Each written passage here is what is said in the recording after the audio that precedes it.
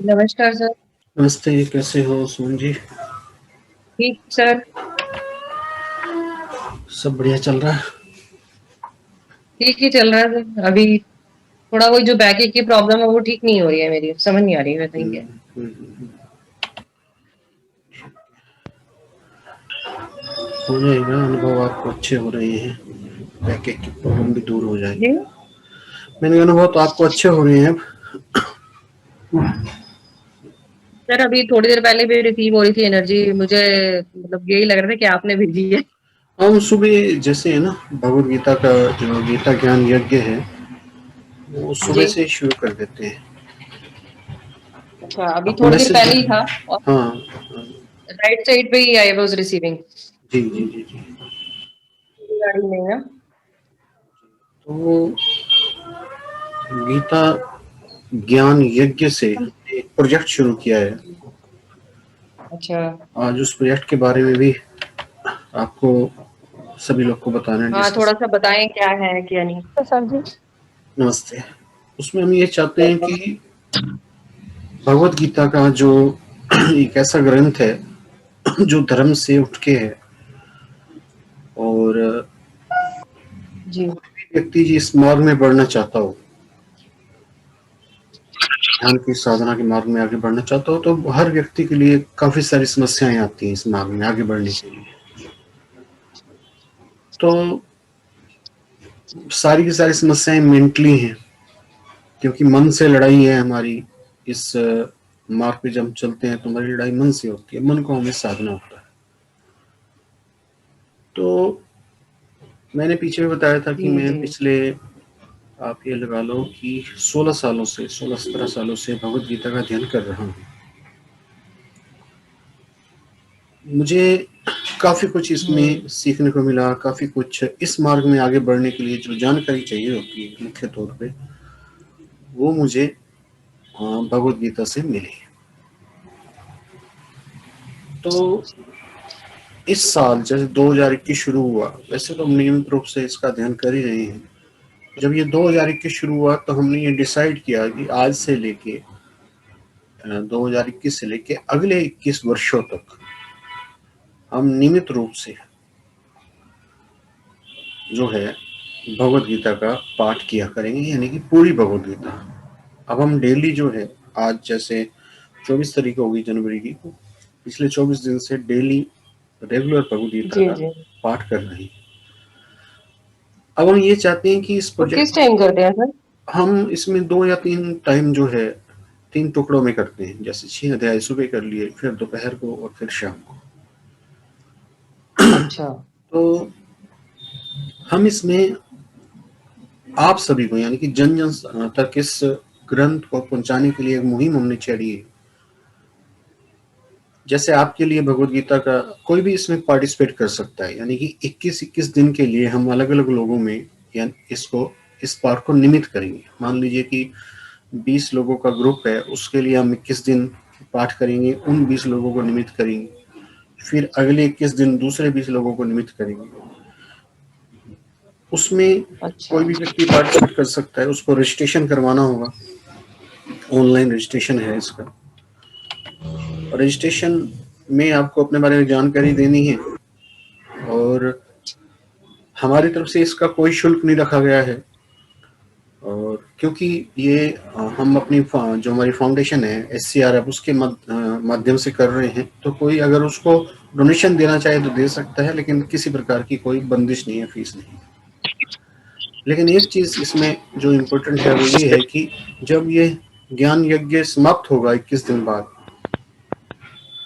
तो जो व्यक्ति इसमें पार्टिसिपेट कर रहा है तो उसको 21 पुस्तकें गीता की बांटनी होंगी। ठीक है, 21 अच्छा। पुस्तकें भगवत गीता की बांटनी होगी, और 21 पुस्तकें ही, अगर वो चाहे, वो उसकी स्वेच्छा पे डिपेंड है, वो हमें भेजनी होंगी। क्योंकि हम बहुत सारी पुस्तकें इकट्ठी करके स्कूलों में आगे प्रोग्राम चलाना चाहते हैं, तो वहां पे बच्चों को बांटना चाहते हैं। और इसकी क्या ओके। इम्पोर्टेंस है बच्चों के लिए, क्या फायदा हो सकता है, वो हम बच्चों को बताकर बच्चों में इसका प्रसार करना चाहते हैं। क्योंकि ये धार्मिक ग्रंथ नहीं है, इसमें मन को किस तरीके से मॉडिफाई किया जाता है, बुद्धि को किस तरीके से तीक्ष्ण किया जाता है, और जीवन जीने का जिसमें दुख ना हो और समता रूप से जीवन जिया जाए, उसके तरीके कौन से हैं, इस चीज ये इसमें बताया जाता है। यज्ञ का मतलब ये है, यज्ञ का मतलब जो है हवन करना नहीं है। यहाँ पे जो गीता ज्ञान यज्ञ के नाम से हम जो इसका नाम दिया है, गीता ज्ञान यज्ञ का मतलब ये है कि नियमित रूप से इस ज्ञान को हम आगे बांटा करेंगे। तो इसमें किसी भी धर्म का, किसी भी एज का कोई भी व्यक्ति पार्टिसिपेट कर सकता है। कोई अपने बच्चों के लिए करवाना चाहे वो करवा सकता है, और अपने पेरेंट्स के लिए करवाना चाहे, अपने पितरों के लिए करवाना चाहे, किसी के लिए भी ये यज्ञ करवाया जा सकता है। हमारी तरफ से ये 1 जनवरी 2021 से 2042 तक रेगुलर चलता रहेगा। हम रहें ना रहें, लेकिन ट्रस्ट में बहुत सारे लोग हैं, वो हम इस मुहिम को चला रहे हैं, तो ये आगे चलती रहेगी। तो सर, जैसे अब आपने कहा था कि अभी 5 फरवरी तक आप मतलब कर रहे हैं मेरे लिए, तो मेरे को कुछ करना है फिर उसके बाद कैसे? जैसे 21 किताबें मेरे को डोनेट करनी है, क्या करना है? आप इस यज्ञ में पार्टिसिपेट करेंगे तो सबसे पहली बात, जैसे मान लीजिए कि आपको हमने बैच का नंबर दे दिया कि आपका बैच जो है 1 फरवरी से शुरू होगा, तो 1 फरवरी से आपको भी नियमित रूप से गीता का अध्ययन करना होगा। आपको पूरी गीता नहीं पढ़नी होगी, जितने भी आप पढ़ सकें, यानी कि 1 अध्याय या 2 अध्याय डेली पढ़ना होगा, खासतौर पे 21 दिन तक, जब तक हम आपके लिए संपूर्ण गीता पढ़ रहे अच्छा हैं। अच्छा। जब एंड हो जाएगा, मान लीजिए 1 फरवरी से शुरू किया और 21 फरवरी को हमने बता दिया कि आपका 21 फरवरी तक रहेगा, तो 21 फरवरी वाले दिन आप 21 गीता अपने आसपास अपने जान पहचान वालों को बांट दें, और 21 गीता हमें हमारे ट्रस्ट के नाम कोरियर करवा दें। लेकिन हमारे ट्रस्ट के नाम कोरियर करवाना मैंडेटरी नहीं है। ठीक है। ठीक है ना, उसमें मतलब कि सामने वाले को ये भार ना लगे। हाँ, 21 गीता बांटना मैंडेटरी जरूर है, जो आपने अपने आसपास बांटनी है, अपने जान पहचान वालों को वो बांटना जरूरी है। हमारे यहाँ आप जो भी भेजेंगे वो हम बच्चों को निःशुल्क बांटेंगे, और भगवत गीता के जो हमारी तरफ से प्रोग्राम रहेंगे वो भी निःशुल्क रहेंगे स्कूलों में जाके, यानी कि उसका जो खर्चा है वो हमारी ट्रस्ट उठाती है, SCRF। उसमें आप डोनेशन दे सकते हैं, वो भी मैंडेटरी नहीं है हमारी तरफ से। हम उसमें इन्फॉर्मेशन जरूर देंगे डोनेशन लेने की, लेकिन हमारी तरफ से जरूरी नहीं। तो ये एक मुहिम हमने चलाई है, और आप इसके भागी बनिए और दूसरों को भी जोड़िए। बिल्कुल आसान है। जो भगवत गीता बांटनी है वो उपलब्ध है मार्केट में। गीता प्रेस की एक 15 रुपए की आती है, एक 45 रुपए की आती है। 45 रुपए वाली थोड़ी सी बड़ी है, 15 रुपए वाली छोटी है। जो भी बांटना जाए, दोनों में एक ही मटेरियल है, वो आप बांट सकते हैं। मतलब बिल्कुल आसान काम है। 15 रुपए वाली जो भगवत गीता है वो 315 रुपए की आ जाती है। ठीक है। 45 वाली जो है 600-700 रुपए की आ जाती है। हमें भेजना चाहे तो वो आपकी श्रद्धा है। तो इस तरीके से हमने ये मुहिम चलाई है, और आशा है कि आप सब लोगों की सहयोग से ये हम लोग आगे बढ़ेंगे इस पवित्र ग्रंथ को। बात धार्मिक नहीं है, क्योंकि इसको गुरुजी प्रणाम। ये हाँ बताइए। जी बोलिए। नमस्कार गुरुजी। नमस्ते। नमस्ते संजय। हाँ, पूछिए, क्या पूछ रहे गुरुजी बहुत उत्तम विचार है ये, थे? जी। और इससे एक गीता के बारे में एक चेतना जागृत होगी लोगों में। हाँ, तो भूल चुके थे ये ग्रंथ, उनको अगर कोई बाल्यकाल अवस्था में ही पढ़ना स्टार्ट करेगा तो निस्संदेह उसका जीवन मतलब एटलीस्ट हम सभी लोगों के, मान लीजिए आप 21 की का दान देते हैं 21 अलग अलग लोगों को, तो 21 लोगों के हाथ में कम से कम वो ग्रंथ जाएगा तो सही। और वो कोई ये नहीं कह सकेगा कि मेरे पास है नहीं या मैं देखूंगा। तो आप देंगे तो आप प्रेरित भी करेंगे उनको देने के बाद भी, मैंने इसको इस तरीके से पढ़ा है तो आप भी पढ़िए। और दूसरा, जैसे मैंने बताया कि आप जो गीता हमें भेजेंगे उसको हम बच्चों तक पहुंचाएंगे। उसके लिए भी जो आप अपने शहर में भी जो है, अभी जैसे थोड़े समय बाद नेक्स्ट सेशन में मेरे ख्याल में स्कूल खुल जाएंगे, तो हम आपके शहर में आके भी वो मुहिम चला सकते हैं। अगर आप उसमें सहयोग करेंगे तो आपके शहर में आके भी वहाँ के बच्चों को हम भगवत गीता का पूरा सेमिनार देके स्कूल में और उनको गीता वितरित कर सकते हैं, या स्कूल में भी ग्रुप बना के वितरण किया जा सकता है। तो क्योंकि मैं इसको कर रहा हूँ, मुझे जो मैं इसका आपको लीफलेट भेजूंगा उसमें मैंने डिटेल भी दी है कि इसका मतलब क्या है, गीता ज्ञान का मतलब क्या है, इससे होगा क्या, यज्ञ का मतलब क्या है, ज्ञान यज्ञ क्या होता है, और यज्ञ का एक्चुअल मीनिंग क्या है, वो सब उस डिटेल में डाला हुआ है। और किस तरीके से इसमें पार्टिसिपेट करना है वो भी इसमें उसमें डाला हुआ है। और कोई क्वेश्चन पूछ सकते हैं? गुरुजी नमस्ते। हाँ नमस्ते, बताइए। एक्चुअली मैं थोड़ी सी कंफ्यूज हूँ क्योंकि मैं पहली बार ये जूम मीटिंग कर रही हूँ, तो मुझे समझ में नहीं आ रहा, लेकिन मैं आपको अच्छे से सुन रही हूँ। अभी बहुत मतलब पैक मैंने गीता कंप्लीट किया है पढ़ के। अच्छा। तो और मैं पता नहीं टाइम निकाल पाऊंगी ये गीता पढ़ने वाला जो है वो कि नहीं, लेकिन मैं 21 कॉपीज मैं भेजना चाहती हूँ, तो मैं कभी भी भेज सकती हूँ ना, मतलब इस हाँ, महीने या अगले महीने? कभी भी भेज सकते हो, अगले महीने। यानी कि हम आपको पहले रजिस्ट्रेशन करेंगे और आपके लिए ये यज्ञ करेंगे। उससे क्या होता है कि जो आपके लिए करते हैं तो वो पॉजिटिव वाइब्स आप तक पहुंचती है, यानी कि हमारा एक तरीके से उसका श्रेय लेने का हमारे मन में कुछ भी नहीं होता। हम चाहते हैं कि जिन लोगों के लिए हम कर रहे हैं इसका जो फल है, फल भी नहीं कहते हैं क्योंकि हम आपको भी फल का भागी नहीं बनाना चाहते, क्योंकि भगवत गीता में एक बात दी हुई है, एक शब्द लिखा हुआ है कि फल के हेतु बनने वाले वो दुखियारे हैं जो फल के पीछे भागते हैं। तो हम वो आपके लिए भी नहीं चाहते, हम इतना चाहते हैं कि इस ज्ञान युग की जो लहरें हैं वो आप तक पहुंचे और आप भी फल रहित जीवन को एंजॉय कर सको। ये मैसेज देना चाहते हैं, उसका जो एसेंस है। हम जिंदगी भर इच्छाओं के पीछे भागते रहते हैं, कभी भी मुक्त नहीं होते हैं। हमारे अंदर बैठा हुआ जो मन है वो कंटिन्यू हमें जो है दास बनाए हुए हमारे अंदर बैठा हुआ, हम उसकी आज्ञा को एक तरीके से एक राज आज्ञा सुन के मानते रहते हैं। हम चाहते हैं कि इस जंजाल से बाहर निकले, अपनी जीवन को मुक्त तरीके से जिए, फ्रीडम के साथ जिए, अपनी सोच के साथ जिए। तो देखिए कि जीवन कितना अच्छा लगता है।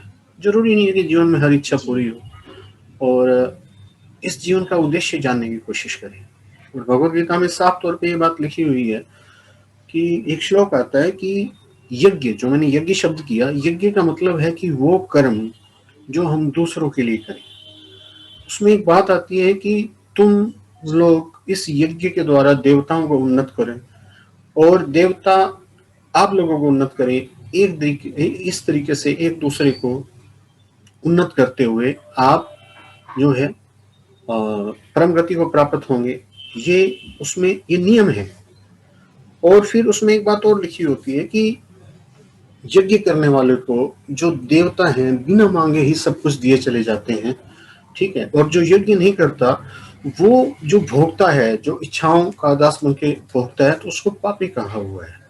तो मुक्त तरीके से हम जीना सीखें। और मजे की बात है कि जब हम ऐसा करना शुरू कर देंगे, यज्ञ का मतलब दूसरों के लिए सिंपल शब्दों में, आम भाषा में, आप जिंदगी में हम अगर यज्ञ का मतलब लगाएं तो उसका मतलब है कि हम कुछ अपने जीवन में ऐसे कर्म जरूर करें जो दूसरों के लिए हो, जो दूसरों के भले के लिए हो। अब भगवत गीता पढ़ना, मैं आपके लिए पढ़ रहा हूँ, इसमें मेरा क्या भला होगा? मैं आपके लिए पढ़ रहा हूँ, ठीक। और मैं आपका भला केवल इतना चाहता हूँ, आपको उसका फल नहीं देना चाहता। मैं आपका केवल भला इतना चाहता हूँ कि आप उस ज्ञान को समझें, इस फल वाले जंजाल से निकलें, इस इच्छा और इच्छा का जो परिणाम आ रहा है उसमें बंधने से बचें।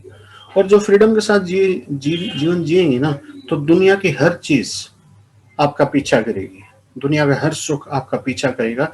लेकिन उस सुख को भी, जो भी सुख आएगा, उसको भी समता के विचार से भोगे, उसके अंदर आसक्त नहीं है, उसके अंदर बंधे नहीं। ये इसका मुख्य उद्देश्य है। और यही एसेंस हम बताना चाहते हैं कि आप जीवन में कुछ चाहते हैं, वो आपको अपने आप मिलने लगे। और जब मिलने लगे तो आपकी उसमें आसक्ति भी ना हो, आप उसमें फंसे भी ना। तो जीवन क्या होगा?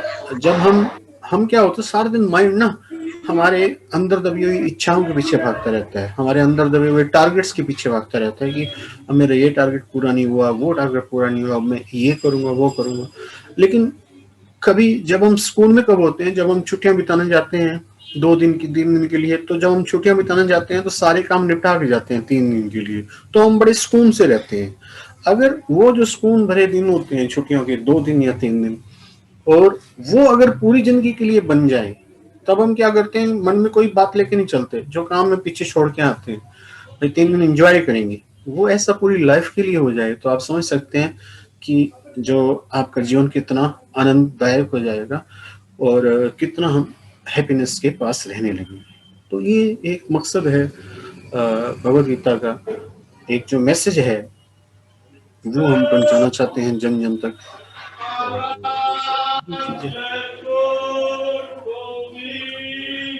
और उसमें आप रीजनल भाषा आपकी है, मराठी में पढ़ सकते हैं, इसमें कोई बंधन नहीं है कि हिंदी में पढ़ना जरूरी है या संस्कृत में पढ़ना जरूरी है। अब हमारी जो भाषाएं हैं, किसी भी भाषा में हो, गुजराती हो, मराठी हो, तमिल हो, तेलुगु हो, कुछ भी हो, आप अपनी भाषा में पढ़ सकते हैं। और मैं ये समझता हूँ कि जिस भाषा में हम सोचते हैं उसी भाषा में ग्रंथ को पढ़ना चाहिए। अगर हम गुजराती में सोचते हैं तो हमें गुजराती में पढ़ना चाहिए, ताकि हमारे माइंड के अंदर चलने वाले विचारों से वो चीज मैच हो सके। जी, मुझे संस्कृत नहीं आती, तो मैंने जो हिंदी उसमें ट्रांसलेशन रहता है, तो मैंने उसी को पढ़ के समझा, क्योंकि संस्कृत पढ़ लेती हूँ लेकिन समझ नहीं आ रहा था। जरूरी नहीं है, तो मैंने जरूरी नहीं है। जी, बात समझने की है, बात लैंग्वेज की है ही नहीं, बात समझने की है, समझ शक्ति को विकसित करने के लिए। इसलिए ये बात बिल्कुल भी जरूरी नहीं है कि संस्कृत में पढ़ना जरूरी है, ऐसा किसी ग्रंथ में लिखा हुआ भी नहीं है। ठीक है ना जी। और कुछ, कोई और क्वेश्चन? सर, ये जो तंत्र विज्ञान का अभी ये क्लास शुरू की है आपने, तो उसमें आपने लिखा ना कि भैरव और भैरवी के दर्शन होंगे। हाँ। तो जैसे अब मुझे पता ही नहीं है उनकी, मतलब वो क्या रूप है, तो कैसे दिखेगा? नहीं, रूप वही तो बात है ना, पता नहीं, ये बात सही है। ठीक है। और माइंड तो हमेशा चित्रों की भाषा ही जानता है ना, जो हमने देखा होता है उसी को ही दिखाता है। एग्जैक्टली, बिल्कुल सही। तो अब हमने जो है ना यात्रा, जो अपने का पता नहीं है, पता नहीं है वही भैरव है, जिसका पता नहीं है वही भैरव है। और आकाश है ना, आकाश में कुछ भी नहीं है, और आकाश के अंदर सब कुछ बना हुआ है, आकाश होल्ड किया हुआ है सब कुछ। ये समझ शक्ति है आपके अंदर विकसित होना, भैरवी को समझना। भैरवी भैरव की शक्ति है। ठीक है, भैरव नहीं होगा तो भैरवी भी नहीं होगी। ठीक है, भैरव जब होगा तब भैरवी होगी। तो शक्ति का मतलब ही यही है, भैरवी का आने का मतलब यही है कि कोई देवी नहीं आने वाली। आपको समझ आना शुरू हो जाएगा। जो आप शब्द मुझसे पूछ रहे हैं कि आपको पता नहीं चलता, तो आपको पता चलना शुरू हो जाएगा। तब आप समझ लीजिएगा कि भैरवी के साथ आपका तालमेल शुरू हो गया है, भैरवी आपको दिखनी शुरू हो गई। और इसका मतलब ये तो मैंने आपको बताया कि नीचे से राइज होती है, ऊपर घूमती है, पूरा मुझे फील होता है। ऊपर से नीचे आती हुई फील होती है, सब कुछ पता लगता है। लेकिन मतलब जैसे आपने कहा था ना एक बार कि देवी देवता भी तभी हमें दिखते हैं क्योंकि हम हिंदू हैं। यस, हाँ, बिल्कुल बिल्कुल।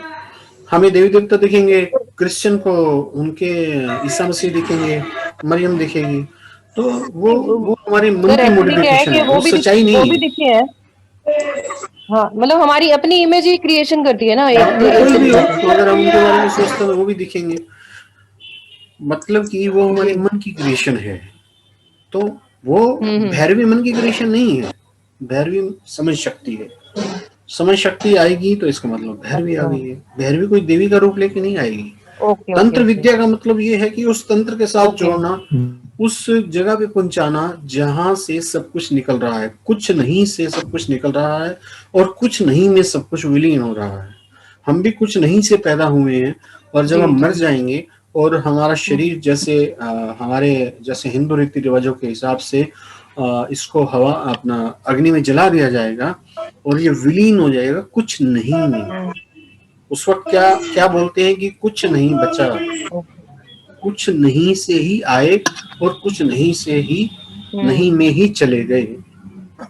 उस कुछ नहीं को समझना एक तरीके से आप इसे ये कह सकते हैं कि शून्य से शून्य की यात्रा शुरू हुई और शून्य में ही विलीन हो गई, यस, यही मतलब हुआ ना सर? बिल्कुल यही मतलब तो शून्य से शून्य की यात्रा ही तंत्र विज्ञान है। है जी। शून्य से शून्य की यात्रा ही विज्ञान है, हाँ, तंत्र विज्ञान है। डेफिनेटली शून्य से शून्य की यात्रा ही, अगर आपने शून्य से शून्य की यात्रा कर ली तो इसी जन्म में मुक्त हो जाएंगे। अगर हमने शून्य से ओके। शून्य की यात्रा नहीं की या हम्म किसी और नंबर में बीच में अटके रह गए या कहीं और अटके रह गए तो फिर पूर्व जन्म अगले से अगले जन्म होते रहेंगे। यानी कि हम्म तंत्र एक तरीके से खेल खेल रहा है। आंख तब तक है, दृश्य तब तक है जब तक देखने वाला है। जब आंखें नहीं होगी, ना दृश्य होगा, ना देखने वाला जी। होगा, तब क्या होगा? क्या जो दृश्य है क्या वही सत्य है? उसको तो केवल आंखों से देख रहे हैं तो ऐसा लग रहा है, वास्तव में तो वो ऐसा है ये नहीं है, तो बिल्कुल अलग बात है।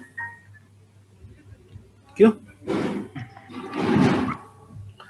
वास्तव में तो है या नहीं है वो बिल्कुल अलग बात है ना। गुरुजी, बताइए जी जी बताइए, आप पूछिए गीतांजलि जी। गुरुजी, मैं यहाँ पे जी मेडिटेशन से रिलेटेड एक दो बात पूछ सकती हूँ? हाँ, पूछ जी सकते दीदी। हैं।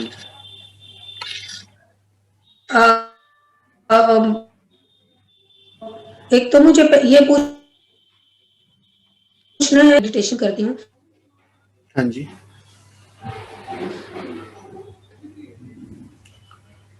तो खाना खाने के कितने बाद या कोई खाना खाने के ना लगभग मेडिटेशन के बाद, उठने के बाद 1 घंटे तक कुछ नहीं खाना पीना चाहिए? हाँ, खाना खाने के लगभग 1 घंटा लगा लो, 45 मिनट्स बाद। क्योंकि जब हम भोजन लेते हैं ना, ये भी डिपेंड करता है कि कौन सा भोजन ले रहे हैं। सात्विक भोजन को ही पचने में 45 से लेके 60 मिनट लग जाते हैं। तो बस इसलिए हाँ, कहते हैं कि हमारा एनर्जी जो है उसमें जी हमारा मतलब कि डिस्टर्बेंस ना हो, बस इसलिए जब उसमें क्या है, ध्यान से मेडिटेशन। उठती हूँ तो ध्यान से उठने के हाँ, बाद में खा सकते हैं खाना, उससे पहले ध्यान से ध्यान कर उठने लें। के बाद कितनी देर के बाद? ध्यान से उठने के तुरंत बाद खा सकते हैं, उसमें कोई इश्यू नहीं। और एक चीज और पूछना था। अच्छा, और एक चीज और पूछना था मुझे कि ध्यान से उठने के पहले कहीं सुना था कि अश्विनी मुद्रा की जाती है। नहीं, तो नहीं, क्या ये देखो, करना जरूरी नहीं, है? ये है मेरा उद्देश्य आपको कहीं पे भी सकार चीज में फंसाना नहीं है। वो चीजें हैं, लेकिन आप ज्ञान योग के यात्री हो, जी, ज्ञान मार्ग के यात्री हो। हमारा उद्देश्य ना इन सब चीजों को निकालना है, ठीक है ना। मैंने आपको थोड़ी देर पहले कहा कि जैसे उन्होंने तंत्र विद्या की बात कही, तो तंत्र विद्या को 2 तरीके से लिया जाता है। तंत्र विद्या में तांत्रिक अनुष्ठान भी होते हैं, लेकिन हम वो तंत्र विद्या नहीं कर रहे। हम उसको जानना चाहते हैं जिसकी वजह से हम हैं। हम शून्य से शून्य की यात्रा करना चाह रहे हैं, तो उसमें शून्य से शून्य की यात्रा में तो शून्य ही रहेगा और कुछ आएगा ही नहीं। हमारा उद्देश्य हमारे मन को साधना है, हमारे मन को आसक्ति रहित बनाना है। इसके अलावा हमारा कोई उद्देश्य नहीं है, ठीक है। और भगवत गीता का जैसे मैं ज्ञान यज्ञ की बात कर रहा था, कर रही थी। हाँ, तो जी, ज्ञान यज्ञ की मैं बात कर रहा था। तो ज्ञान यज्ञ में क्या कर रहे हैं, मैंने बताया कि अगर आप ज्ञान यज्ञ करेंगे, जिस तरीके से मैं वो रिफ्लेक्ट भेजूंगा, आप उसको समझेंगे और फिर भगवत गीता पढ़ेंगे, उसको समझेंगे, तो आपको समझ आ जाएगा कि कोई भी चीज जो आपको चाहिए ज्ञान यज्ञ से अपने आप पैदा होने लगेगी, ठीक है। लेकिन फिर भी हमें फंसना नहीं है। मेरा उद्देश्य, मैंने आपको पहले एक बड़ी अच्छी बात कही कि मैं आपके लिए करूंगा, लेकिन मैं इसका फल आपको नहीं देना चाहता। मैं फल में बांधना ही नहीं चाहता, क्योंकि भगवत गीता यही मैसेज देती है कि फल में बंधने वाले दीन है। कर्मण्यवाधिकार, जो हमारा बड़ा प्रसिद्ध श्लोक है महाभारत का, कर्मण्यवाधिकारेषु मां फलेषु कदाचन, उसमें यही कहा है कि तेरा कर्म करने में जो है अधिकार है, उसके फल में नहीं। तू फल का हेतु मत बन, फल का हेतु मत बन। देखिए कितनी खास बात है इसके अंदर, फल का हेतु मत बन, यानी कि फल का हेतु बनना इसका मतलब खतरनाक बात है। फल का हेतु बनना इसका मतलब खतरनाक बात है। तभी वो समझा रहे हैं भगवान श्री कृष्ण अर्जुन को कि तेरा कर्म करने में अधिकार है, उसके फल में नहीं। तू फल की इच्छा मत कर, फल का हेतु मत बन। फिर अगले श्लोक में कहते हैं क्योंकि तू समबुद्धि में ही रक्षा का उपाय ढूंढ, क्योंकि फल के हेतु बनने वाले दीन हैं। इसलिए मैंने आपको ये गीता ज्ञान यज्ञ की बात शुरू की, तो मैंने कहा कि मैं आपको फल का हेतु नहीं बनाना चाहता, उसका फल नहीं देना चाहता। पढ़ना आपके लिए चाहता हूँ, वो ज्ञान यज्ञ करवाना आपके लिए चाहता हूँ, लेकिन उसका फल नहीं देना चाहता आपको। मैं आपके माइंड को फल से निकालना चाहता हूँ ताकि आप फ्रीडम वाली लाइफ को जी सकें। मैंने एग्जांपल दिया कि 2 दिन के लिए छुट्टियों के लिए जाते हैं, 3 दिन के लिए छुट्टियों के लिए जाते हैं, तो सारे के सारे काम एक बार निपटा के जाते हैं और सोचते हैं कि 3 दिन कुछ काम नहीं करना, तो उसको हम इंजॉयमेंट कहते हैं। जो हम फ्री होते हैं, कोई काम नहीं है, कुछ नहीं करना, घूमना फिरना है, अपनी मर्जी की चीज खानी है, अपनी मर्जी की जगह पे जाना है, खड़े होना है, जितनी मर्जी जाके किसी पहाड़ को देखना है या नहीं देखना, कुछ भी करना। तो मैं चाहता हूँ सारी जिंदगी ऐसा हो जाए, तो सारी की सारी जिंदगी जो है एक टूर हो जाएगा, पता ही नहीं चलेगा जिंदगी कहाँ से गुजर गई, कैसे गुजर गई।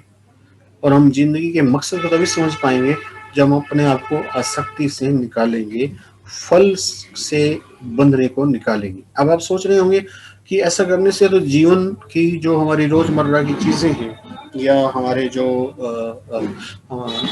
कमिटमेंट हैं बिजनेस को लेके, जॉब को लेके, उनका क्या होगा, हमारी रोजी रोटी का क्या होगा। वो होगा, आप बेटर सोच पाएंगे, आप बेटर कर पाएंगे। जब हम फल की इच्छा में, जब हम एक भारतीय बस के पीछे भाग रहे होते हैं ना, तो तब हमें कुछ और नहीं दिखाई दे होता, एक्सीडेंट भी हो सकता है। लेकिन जब हम सजग होकर किसी चीज को देख रहे होते हैं तो हम सब कुछ देख रहे होते हैं, उसका उतार, उसका चढ़ाव, सजगता से देख रहे होते हैं, सब कुछ दिखाई देता है। जब हम अंध होके भाग रहे होते हैं तो हमें कुछ नहीं दिखाई दे रहा होता। तो ज्यादा बेटर कंडीशन क्या रहेगी, जब हम सजगता से देख रहे हैं। तो सजगता कब आएगी, जब हम आसक्ति को छोड़ेंगे।